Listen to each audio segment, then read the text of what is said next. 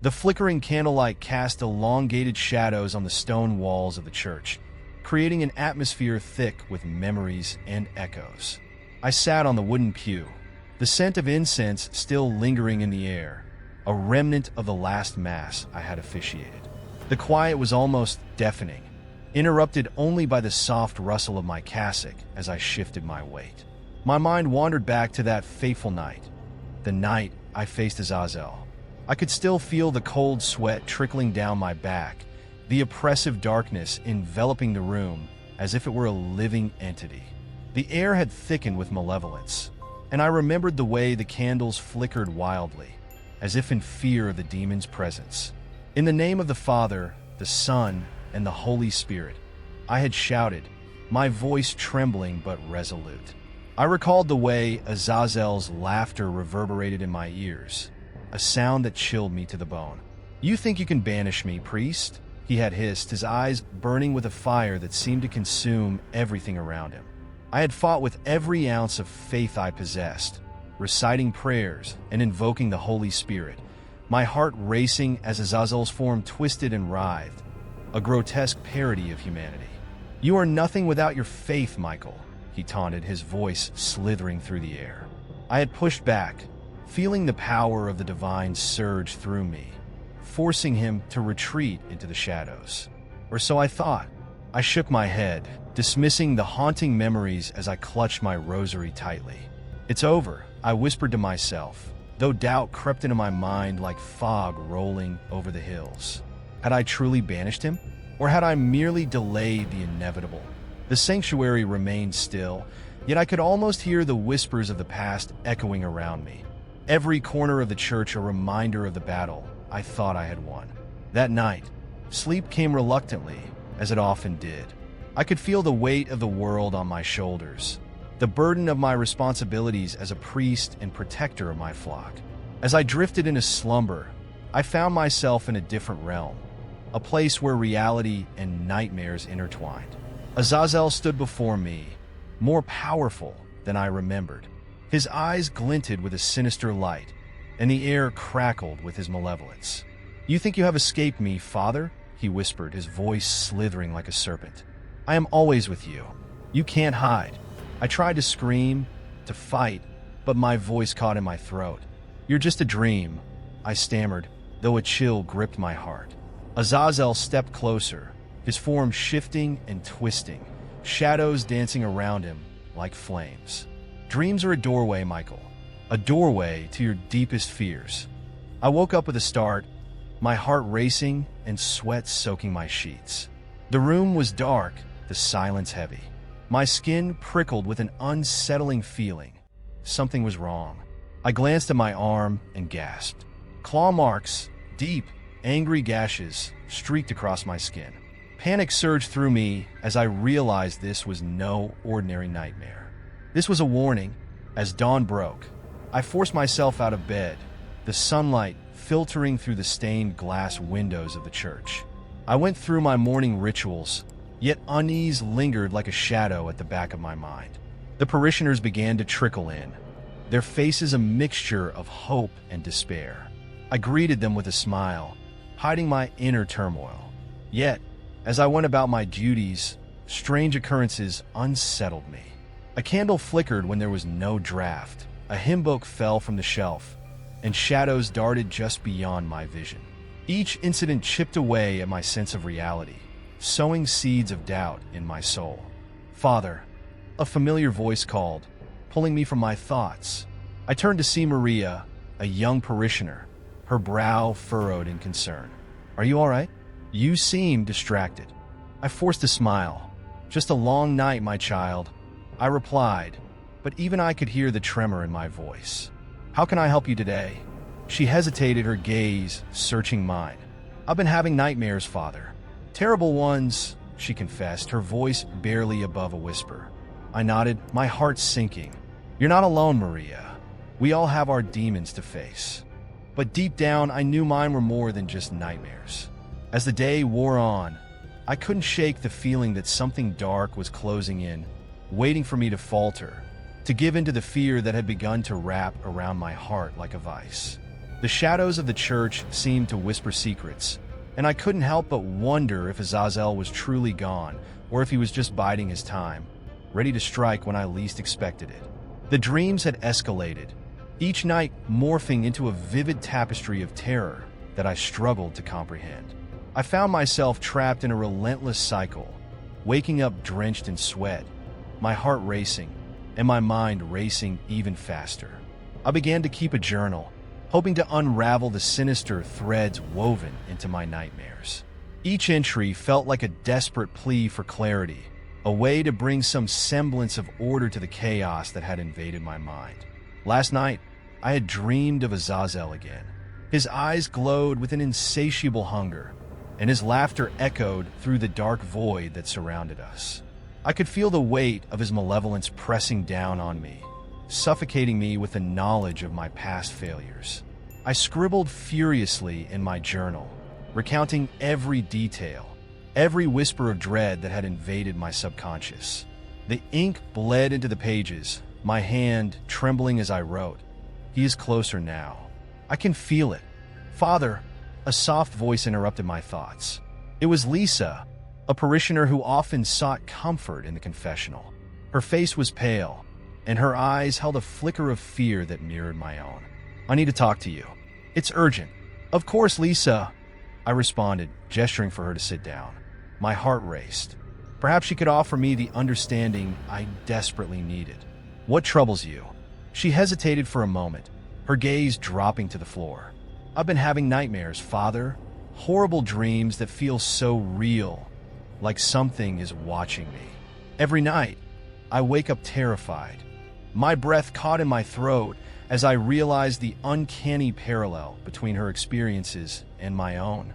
What do you see in your dreams? I asked, my voice low and steady. Darkness, shadows that seem to move on their own, and there's a voice. It whispers my name, she admitted, her voice trembling. I feel like I'm being hunted. The chill that ran down my spine was unmistakable. You're not alone, Lisa. I've been experiencing something similar, I confessed, leaning closer. It's as if there's a force trying to break through into our reality. She looked up, her eyes widening. You think it's connected to Azazel? I nodded slowly, the weight of the name hanging heavily in the air. I once faced him, and though I thought I had banished him, it seems he has returned. He feeds on fear, and our nightmares give him strength. Lisa's face turned ashen. What do we do? How do we stop him? I don't know, I admitted, a wave of despair washing over me. But we must confront this darkness together. That night, as I lay in bed, I tried to ignore the throbbing ache of dread that had settled in my chest. But sleep was elusive, and soon I found myself spiraling into the familiar abyss of nightmares. The darkness enveloped me, and I could hear Azazel's laughter echoing in the void. You think your little journal can save you, Michael, he taunted, his voice a sickening melody. You're merely a vessel for my power. I awoke with a start, my heart pounding in my ears, only to find my arms stinging with pain. I flicked on the bedside lamp, and the light revealed deep, angry gashes etched into my skin. Panic surged through me as I traced the marks with trembling fingers, realizing that these wounds were not mere figments of my imagination. They were real as the terror that gripped my heart. No, no, no, I gasped, leaping from the bed, fear clawing at my throat. The realization crashed over me like a wave. The barrier between my dreams and reality was crumbling. Azazel was closer than ever, and I was powerless to stop him. I stumbled toward the window, desperate for some semblance of normalcy, but the night outside felt ominous, the shadows stretching and twisting under the pale moonlight. What do you want from me? I shouted into the darkness, my voice cracking with desperation. What more can you take? A chilling breeze whispered through the cracks in the window, and I could almost hear Azazel's laughter echoing in the night. As I sank to my knees, the weight of despair pressing down on me, I realized that this was a battle not just against the demon, but against the darkness lurking within myself. I had to confront my past, the sins I had buried deep, or I might lose everything I held dear. I stepped into Dr. Emily Carter's cramped office, the air thick with the scent of incense and old books. Dim light filtered through the curtains, casting elongated shadows that danced on the walls. It was as if the room itself was alive, each flickering shadow whispering secrets I was desperate to uncover. I took a deep breath, trying to steady the anxiety that gnawed at my insides. "Father Michael," she greeted me, her voice a soothing balm to my frayed nerves. "I've been expecting you. Please have a seat." I settled into a worn leather chair, feeling its familiar contours embrace me. "Thank you," I replied, my voice barely above a whisper. I don't know where to begin. Why don't you start with what's been troubling you?" Emily encouraged, her green eyes piercing through my facade. I hesitated, the weight of my fears constricting my throat. "It's about a demon, Azazel. I thought I had defeated him, but now I'm not so sure." I spoke the name with a mixture of reverence and dread, as if uttering it could summon the darkness I feared. "Azazel," she echoed, her brow furrowing slightly. "Tell me about your encounters with him."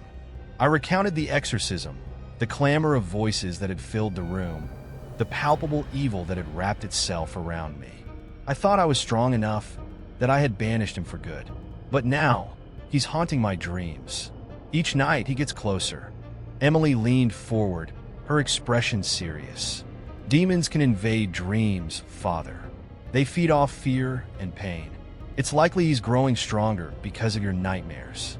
I felt a chill run down my spine. "You mean he could be manipulating me? Using my own fears against me?" "Exactly. And the more you resist, the stronger he becomes," she warned. "You must confront him, not just in your dreams, but within yourself." That night, as I lay in bed, the shadows of my room seemed to expand, closing in on me. The darkness felt alive, pulsing with malevolence. I drifted into sleep, my heart racing, knowing Azazel would be waiting. In the dream, I found myself in a desolate landscape, the sky a swirling mass of storm clouds. Azazel emerged from the shadows, his form towering and grotesque. "Ah, Father Michael," he hissed, his voice slithering into my mind. "Have you come to play? Why are you doing this?" I shouted, my voice echoing in the emptiness. "I defeated you. You have no power here." He laughed, a chilling sound that reverberated through the air. "Power? Oh, my dear priest, you misunderstand. Your fear feeds me. With each nightmare, I grow stronger. You've been a delightful source of sustenance." I felt rage boiling within me, but it was quickly overshadowed by the paralyzing fear he instilled. "You're nothing but a coward, hiding in the shadows." I spat, trying to reclaim my authority. "Coward? Hardly," he retorted, stepping closer, his face contorting into a sinister grin. "You're the one who hides from the truth. You're not just battling me, you're battling yourself. The sins you refuse to acknowledge, the guilt that festers within you, those are my true allies." Images flooded my mind, moments of weakness, times I had failed those who relied on me. I staggered back, overwhelmed by the memories. "No, I won't let you in," I yelled, attempting to break free from the dream. "Let me in." Azazel sneered, his eyes glinting with amusement. "You invited me long ago, Michael. Every moment of doubt, every sin left unconfessed, they've opened the door for me. You are my vessel." "Shut up," I screamed, fists clenched. "I will not succumb to you." He stepped closer, the air growing thick with his presence. "You can fight all you want, but remember, each time you wake up with those claw marks on your skin, you're reminded of your failure. You cannot escape, Father. I am part of you now." With that, the dream began to twist and blur, the landscape warping around me. My heart raced as I felt myself being pulled into a void of despair. "No, I won't let you win," I shouted, but the darkness enveloped me, drowning my defiance. I jolted awake, gasping for breath, my heart pounding against my ribcage. The familiar pain of claw marks throbbed on my arm, a cruel reminder of Azazel's grip on my life. I lay there in the silence of my room, the weight of his words heavy on my chest, knowing that the battle for my soul was far from over. The church was eerily quiet that evening, the shadows stretching ominously across the pews as I stepped inside, the heavy wooden doors creaking behind me. I could feel it, the weight of the darkness that had begun to seep into my waking life. The vibrant stained glass windows, usually a source of solace, felt more like prison bars, trapping me within a nightmare that refused to relent. As I knelt at the altar, my heart raced. I tried to focus on prayer, but my thoughts were consumed by the very presence I had once vanquished. Azazel, I whispered, the name tasting bitter on my tongue. I closed my eyes, attempting to reach out for God for strength, but in the depths of my mind, I could see the flicker of movement, a shadow darting just beyond the periphery of my vision. Panic clawed at my throat as I opened my eyes, scanning the dimly lit church. There it was again, a figure cloaked in darkness, lingering just outside the glow of the candlelight. Michael, a soft voice broke through the oppressive silence. It was Lisa, her expression etched with concern as she stepped into the nave. You look haunted. I feel haunted, I admitted, the confession slipping out before I could restrain it. I can't shake the feeling that he's still here, that he's watching me. Lisa hesitated, biting her lip. I've been having nightmares too. About you. They are terrifying. What do you mean? I felt a chill run down my spine. What do you see? She took a step closer, her eyes wide with intensity. In my dreams, you're surrounded by darkness. There's this figure. I can't see his face, but he's reaching for you. It feels like he's trying to pull you into the shadows. I swallowed hard, the weight of her words pressing down on me. It's Azazel, isn't it? He's trying to get to me through you. Lisa nodded, her brow furrowing in worry. I don't understand why this is happening. I feel like I'm a part of this somehow. The thought sent a shiver through me. No, you shouldn't be involved in this. I've faced him before. I thought I had defeated him. I thought he was gone.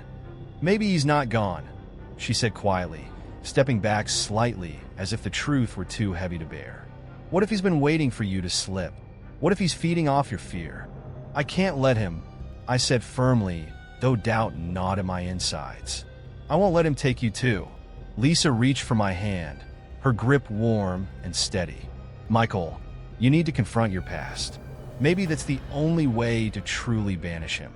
Her words lingered in the air, heavy with the weight of something unspoken.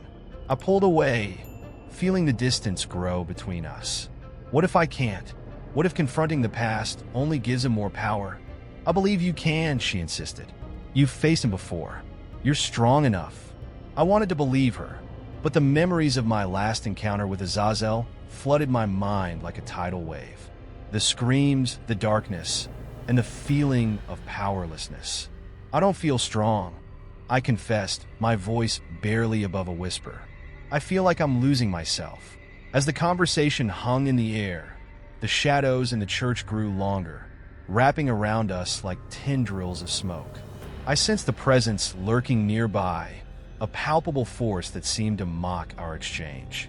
Lisa's eyes darted to the darkness, her fear evident. We should go. It's late. But I couldn't move. I was rooted in place, the weight of my past holding me captive. What if he offers me something? What if he... Michael! Lisa's voice cut through my spiraling thoughts. Don't even say it. You can't make any deals with him. You know what he is. Just then, a chill swept through the church, extinguishing the candles in an instant. Darkness enveloped us, and I felt a familiar, suffocating presence creeping closer, whispering promises of peace and freedom from the torment that plagued me. Azazel, I murmured, my voice barely a breath. What do you want? The darkness pulsed, as if responding to my call. You know what I want, Father, a voice echoed, smooth and serpentine. I can give you what you desire most, a life free from nightmares, free from the burden of your past. Stay away, I shouted, but the shadows only thickened, wrapping around me like a shroud. I could feel Lisa's hand tremble in mine, her fear radiating through our connection. Michael, please, she implored, urgency lacing her voice. Don't listen to him. But even as I fought against the encroaching darkness, I felt the weight of temptation pressing down, a siren's call promising release from the torment that had become my waking life. I hesitated, torn between the light of my faith and the darkness that seemed to offer an escape. The weight of my decision hung heavily in the air, a palpable tension that wrapped around me like a suffocating shroud. I sat cross-legged on my bed, the moonlight casting eerie shadows across the room, illuminating the claw marks etched into my skin. Each line pulsed with an ache that felt more than physical. It resonated with the turmoil swirling inside me. I closed my eyes, trying to remember the moment I had exorcised Azazel, the malevolent force that had once threatened not just my life, but the very essence of my faith. "Father Michael, do you believe you can banish me?" Azazel's voice echoed in my mind, a haunting mockery of our past confrontation. I could still feel the surge of adrenaline as I had stood there, crucifix in hand, my heart pounding with righteous fury. I had felt invincible then, a warrior against darkness. But now I questioned everything. What had I sacrificed to achieve that victory? The memory flickered like a candle in a storm, but I clung to it. I recalled the fervent prayers that had poured from my lips, the sweat trickling down my brow as I battled the demon for the souls of those around me. "I cast you out, Azazel, in the name of the Father, the Son, and the Holy Spirit," I had shouted, feeling the weight of the congregation's hope pressing against my shoulders. I remembered the way Azazel had writhed and screamed, the cacophony of evil that filled the room, the way I had felt the power of God coursing through me. But now, as I sat in that darkened room, I couldn't help but wonder if the victory had truly been mine. Had I simply postponed the inevitable? I felt a chill race down my spine as a new thought crept into my mind. What if the demon had never truly left? What if he had been lurking, waiting for the moment I would falter? "Michael!" Lisa's voice pierced through my reverie, pulling me back into the present. She stood at the threshold of my room, her eyes wide with concern. "You look haunted." I attempted to smile, but it felt like a grimace. "Just thinking about the past," I replied softly, the weight of my secrets heavy on my tongue. "About Azazel." She stepped closer, the shadows dancing around her, and my heart sank. "I've been dreaming about him too. It's like he's reaching out trying to pull me in." The tremor in her voice made my stomach twist. I could see the fear etched on her face, and it mirrored my own. "Lisa, you must stay strong," I urged, desperate to shield her from the darkness that threatened to engulf us both. "We can't let him win. We can't let him use you." But as I spoke those words, I felt a sickening sense of dread. Was I truly protecting her, or was I just prolonging our suffering? Azazel was already weaving his web, and I could feel the strands tightening around us. "What if," I continued, "what if we confront him together?" In the dream, her eyes widened, a mixture of hope and terror flickering within them. "Are you sure that's wise? What if he tries to take us both?" "We have to fight back," I insisted, feeling the urgency of the moment. But even as I said it, my heart quaked. Would confronting Azazel in the dream world lead to liberation, or would it simply plunge us deeper into his insidious grasp? That night, as I slipped into sleep, I felt Lisa's presence beside me. A shared dream, a tethered fate. But the moment we crossed into the dream realm, the atmosphere shifted. Darkness enveloped us, and we stood in a vast, empty cathedral, the air thick with malevolence. "Welcome, my dear Michael and Lisa," Azazel's voice echoed, dripping with malice. "How delightful to see you both here, so willing to play my game." I felt the chill of his presence wrap around me, suffocating and intoxicating at once. "Release her," I shouted, my voice trembling with rage. "You're nothing but a coward hiding in shadows." Azazel laughed, a cruel sound that reverberated through the darkness. "Coward? Oh, Michael, you misunderstand. The true coward is the one who cannot face his own sins." With a wave of his hand, images flickered around us, memories I had buried deep within. "Look," he taunted, pointing at the visions. "Your failures, your regrets. They feed me, give me strength. And now, dear Lisa, is but a pawn in this game. I felt my heart plummet as realization struck me. The nightmares had not been mere manifestations of fear, but a conduit for Azazel's power, a way for him to siphon our torment. "Lisa," I cried out, but the shadows engulfed her, pulling her away from me. "Save her, Michael," Azazel whispered, his voice a serpentine hiss. "But first, you must confront what lies within you." Despair washed over me as I struggled against the darkness. I couldn't lose her. Not like this. I had to fight, but how could I battle a demon that thrived on my own weaknesses? The answer eluded me, slipping further into the abyss. And as I reached for Lisa, the darkness deepened, wrapping around me like a shroud, promising that the nightmare was far from over. I awoke with a start, the oppressive weight of darkness still clinging to me like a shroud. My heart raced as I glanced around the dimly lit room, but the familiar sight of my small chamber in the rectory felt foreign and haunting. I instinctively reached for my arm, only to find that the claw marks had multiplied overnight, angry, red lines that crisscrossed my skin like a map of my torment.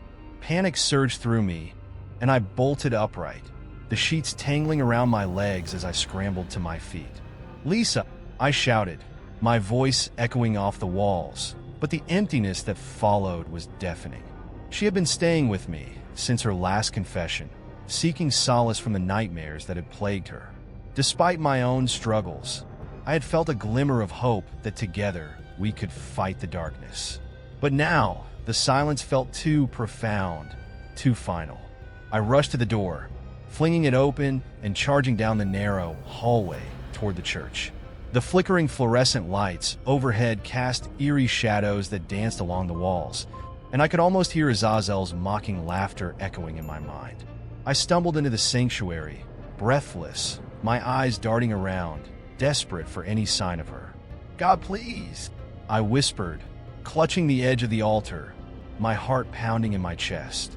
Don't let her be lost to him. But my plea was met with an unsettling stillness. The air grew thick, as if the very essence of the church was holding its breath, waiting for something to happen. Then, out of the corner of my eye, I spotted it. A piece of paper, hastily scrawled and pinned to the wooden pews with a jagged shard of glass. I approached slowly, dread pooling in my stomach. As I read the message, a chill swept over me. "Michael, you've lost her. Your weakness feeds my power. How many more must suffer for your sins?" My hands trembled as I crumpled the note, rage and despair battling within me. Azazel was taunting me, daring me to confront the truth I had been running from. I had failed Lisa. "Get out!" I shouted to the empty church, my voice cracking. "You won't take her from me." But deep down, I knew. The demon had already claimed her soul, just as he had claimed so many others. I could hear fragments of my past failures, the voices of those I couldn't save swirling around me, each one a reminder of my inadequacy. I had thought I was strong enough to hold back the tide of darkness, but all I had done was push it away temporarily. Suddenly, the lights flickered violently, and the air grew cold. I felt a presence, a suffocating weight pressing against my chest.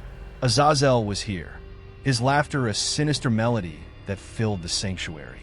"Oh, Father Michael," he crooned, his voice dripping with malice. "You think you can fight me? You're already mine." I staggered backward, my back hitting the altar.